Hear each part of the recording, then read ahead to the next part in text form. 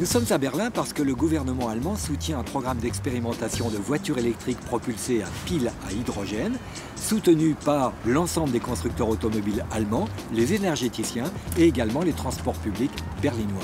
Je vous emmène.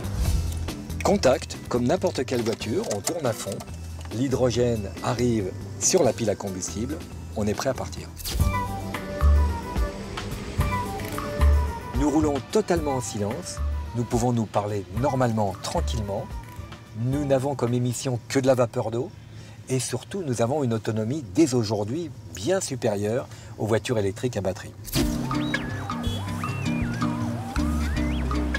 Bienvenue dans la technologie du véhicule du futur. On commence par emmagasiner de l'hydrogène dans des bouteilles en fibre de carbone.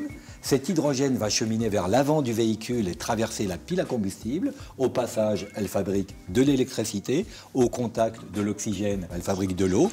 L'électricité alimente le moteur électrique et la pile à récupération d'énergie. La pile à combustible marche sur le principe de la synthèse de l'eau.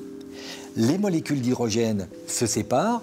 Les électrons partent par un circuit annexe et fabriquent l'électricité nécessaire. Les protons qui traversent la membrane se recomposent avec les électrons qui reviennent et l'oxygène de l'air pour fabriquer de l'eau. Eh bien, comme une voiture normale, on va faire le plein, mais le plein d'hydrogène. Il s'agit d'une station-service intelligente, il y en a 100 en expérimentation dans le monde. La voiture communique avec la station la pression résiduelle et la température, tout ça pour la sécurité. On est branché, on appuie sur Start pour faire le plein, ça dure à peu près 5 minutes, ça nous coûte environ 30 € pour faire 400 km.